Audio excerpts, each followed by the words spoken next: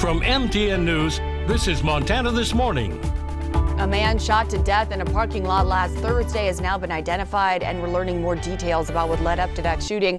We'll have that in just a couple minutes. And on the heels of McDonald's E. coli outbreak, which saw more than a dozen Montanans get sick, they want you to check your carrot bags now for a potential new outbreak. And Montana's economic scene gets a boost with the help of a group of ambassadors crossing state lines to find opportunities for the Treasure State. Good morning and welcome to Montana This Morning on this Monday, November 18th. I'm Augusta McDonnell here with Miller Robson. Good morning, everybody. Good morning, Augusta. Yeah, good morning. Happy Monday to you all. We hope you had a great weekend. And we're looking at some snow maybe today. There is a chance if we get cold enough this afternoon. We'll first off seeing some rain this morning, could transition to all snow as we get into the daytime hours, and we'll break it down for you as we go along this next hour. Let's take a step back in time. Yesterday it was about 7 degrees above the norm, our high getting up to about 52, our low of 28, pretty seasonal. Very windy yesterday. Those winds are calming down, still seeing some stronger winds along the western foothills, but those are calming down. Really the winds start to pick back up again as we get into early tomorrow morning through Wednesday morning on the eastern side of the state. Areas like Miles City, Baker, Webo, Ekalaka could have those gusts 40 to 50 miles an hour chasing in behind that cold front that's just kind of winding its way through the area right now.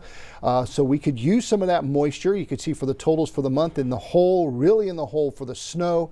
And if we see any snow today here in Billings, it's not going to amount much to anything, maybe a quarter of an inch. Right now we're sitting at 44 at the airport, feels like 36.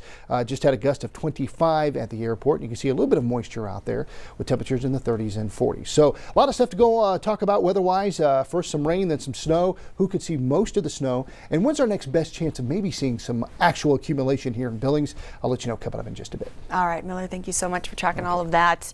And one small Montana town continues to face an uncertain future after their once thriving livelihood now lays silent. Sydney Sugars, home to hundreds of employees and a boon for eastern Montana farmers, closed in 2023 after nearly a century in business. Now, as our Haley Monaco finds out, while the disappointment remains, many are looking to pave new reasons for hope. Sydney, Montana is surrounded by farms that have been growing sugar beets for decades. But nearly 2 years ago, when Sydney Sugars closed its doors, those farmers had to try something new. Land, rich with opportunity. Yet the silence surrounding the once thriving Sydney Sugars factory is deafening. To Sydney itself is terrible. I mean, you lost all the jobs, you lost the tax base. For the farmers, it was a big hit too. The factory has been deeply rooted in eastern Montana since 1925. Its most recent owners, American Crystal Sugar Company, shut it down in April of 2023, laying off hundreds. They're working in gas stations and restaurants and just trying to get by, hoping that something better comes up. And leaving farmers stranded. That's all we've ever done here is grow sugar beets. It was a good way to make a living. You know, we were good at it, and everybody knew how to do it. The closure remains a big hit to eastern Montana farmers who knew the crop well. I hope that everybody can figure out a way to stay in business. Third-generation beet farmer Don Steinbeiser Jr. saw the writing on the wall. We quit raising beets 1 year before the factory closed. So it took about 2 years to 3 years to get financially different because you're used to beet checks coming in, and now we don't have that. So we kind of just started feeding more cattle. Most everyone has also started growing different crops. Even the soybeans and grain corn are relatively new crops for around here. Sarah Dane's family had grown sugar beets since 1925. You're not only losing a local market and a steady stream of income, but you're losing some of your family history at the same time. Continuing to grow sugar beets wasn't an option. The cost to ship them 270 miles to the nearest factory in Billings would be too high. Because sugar beets are really heavy, but also they can just barely process what the growers in those areas are doing. The factory was sold in an auction this summer, but its future remains the question. Well, it won't be a sugar factory. Maybe something that ends up having a seed crushing plant and an ethanol plant tied together. Now, Dane drives a combine during harvest, and the beet diggers sit, unused, on a hill. It was a sad day. I actually was kind of emotional, and it was worse than I thought it was going to be. Like, that was the final nail in the coffin, even though I knew we weren't growing them. A hill overlooking the new normal. There's always hope. It's just trying to find the thing that fits for everybody. It was a good life, but this will be too. In Sydney, Haley Monaco, MTN News. Haley, thank you so much. And a man who was shot to death in a parking lot after shooting at two others has now been identified. 46-year-old Marshall Wilson was killed after those shots were fired outside the Reno club Thursday morning. Police say the whole incident began with a verbal argument. Wilson began shooting at a 38-year-old man and a 42-year-old woman, striking them both. While the woman was attempting to return fire, another man who was not initially involved opened fire, killing Wilson. Wilson died at the scene. The other two received non-life-threatening injuries. The 25-year-old man who fired the shot that killed Wilson could still face charges. We'll continue to track that case. And in political news this morning, President-elect Donald Trump is gearing up to name more key cabinet selections this week, even as members of Congress are questioning whether some of his previous picks can get past the Senate confirmation process. CBS's Naomi Ruckham has the latest from New York. President-elect Donald Trump attended a UFC event in New York over the weekend as another fight brews on Capitol Hill over some of his controversial cabinet picks. There is deep concern, but also a deep opportunity to sort of make sure we are putting only qualified people in these jobs. CBS News has learned Trump's defense secretary pick, former Fox News host Pete Hegseth, paid a settlement to a woman who had accused him of sexual assault back in 2017. First reported by the Washington Post, Hegseth's attorney told us he paid the woman to ward off a baseless lawsuit that would have likely gotten him fired from Fox, and that she initiated a consensual encounter. Hegseth denies the allegations and no charges were filed. Meanwhile, some senators say they want to see a House Ethics Committee report on Trump's Attorney General pick, former Florida Congressman Matt Gaetz. I believe the Senate should have access to that. Gaetz resigned from Congress last week, just days before the committee was set to vote on whether to release the report, probing allegations of sexual misconduct and drug use, all of which Gaetz denies. House Speaker Mike Johnson says releasing the report would open a Pandora's box. It should not come out. And why? Because Matt Gaetz resigned from Congress. He is no longer a member. Over the weekend, Trump announced Brendan Carr, the current top Republican in the Federal Communications Commission, as his pick to lead the agency, and fracking company CEO Chris Wright for Energy Secretary. Naomi Ruckham, CBS News. Back here in Montana, on the heels of McDonnell E. coli outbreak, which saw more than a dozen people here in Montana get sick, another deadly outbreak is impacting 18 states, including Wyoming. Multiple sizes of bagged organic baby and whole carrots have been recalled by Grimway Farms due to potential E. coli contamination. The impacted carrots are often sold at stores such as Walmart, Target, and Albertsons. They might have been contaminated with a bacteria that can cause serious and sometimes fatal infections, especially in children, elderly, and those with weakened immune systems. So far, there have been 39 cases reported across 18 states, with 15 patients hospitalized. One death is reported in California. While the carrots are no longer available in stores, the FDA warns consumers might still have them in their homes. Be sure to check on that if you have carrots in your fridge. And one group of Montana ambassadors are working to provide an economic boost to the Treasure State. Our Diane Parker has this.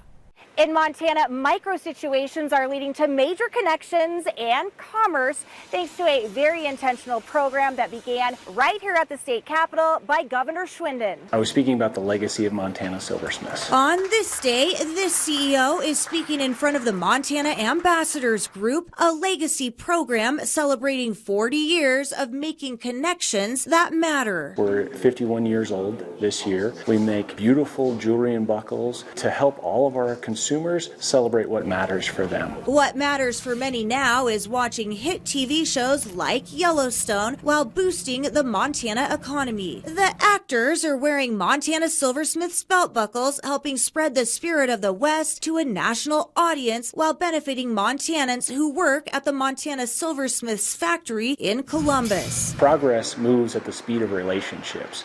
And so those relationships can't happen if we're not having conversations. Conversations about the film industry in Montana are definitely happening among the 200 plus ambassadors, leading to more film productions across the state. In fact, the state's film commissioner is also an ambassador. I'm Allison. I'm from Wolf Point, and I work in the film industry. I'm here to bring great ideas to Montana by being in the ambassadors. And it's not just film. I'm Marcelle. I'm from Ecolaka. I work at Big Sky Economic Development, and I'm an ambassador to be an advocate. The Montana Ambassadors Group crosses state lines for regular meetings with chapters in Washington and Colorado, with goals like bringing tech and even trail projects to our state. Not everybody wants to come here and go fishing on the river, so creating different opportunities to get people out. Via critical conversations, spurring economic development. We ultimately decided to put this as the preferred route coming through the Paradise Valley. The ambassadors are hand-selected by fellow ambassadors and appointed by the governor. A lot of times it's like this one connection, this one conversation, an introduction, and a lot of that stems from some ambassadors. In Helena, Diane Parker, MTN News. Diane, thanks so much. And on the West End, it could turn into housing and apartments or commercial space and business. That's what developers want Billings residents to help decide. In the past 20 years, from the year 2000, the West End has grown by nearly 160%. Engineering firm Sandbell was tasked with devising a 20-year growth plan. After a 2023 legislative measure, the Montana Land Use Planning Act, cities are now required to have these plans updated through 2045. The new plan will replace the one from 2021. West End Task Force member Howard Holds says he knows how important the plan's impact will be. Big thing on everybody's mind is affordability, making sure that the community stays affordable for families like myself to continue living here and enjoying the benefits. Residents will have the chance to chime in their thoughts until early 2025. And back in June, a local protest group Stop the Shepherd Landfill filed an official lawsuit against the Montana Department of Environmental Quality in hopes of preventing the Pacific Steel and Recycling landfill from opening up this coming January. Construction on the landfill for automotive shredder residue began last summer. Some residents have been fighting it every step of the way over environmental and health concerns. Pacific Steel and Recycling is set to open their landfill on January 1st on the corner of Highway 87 and Shepherd-Acton Road. This will replace the current landfill they have in Lockwood. Patrick Hall lives less than a mile from the new landfill. He says he's extremely concerned about the potential hazardous chemicals and has expressed frustration about the Montana DEQ's response. That stuff will carry for a long ways, and our livestock is going to get affected, and that's a lot of people's livelihood out here. MTN reached out to the DEQ for a statement, but because of litigation, they said they were unable to provide comment. However, Mary Green with Pacific Steel and Recycling says, quote, Pacific is pleased to have received a license for this facility from the Montana DEQ. Based on sound law and science, we look forward to opening and responsibly operating in 2025. And as celebrations wrap up on Veterans Small Business Week, we'll take you to a unique new business in Columbus, selling something rarely seen in a small Montana town. The owner of the Bearded Viking Mead Company, JT Robertson, is a veteran of 14 years in the armed forces.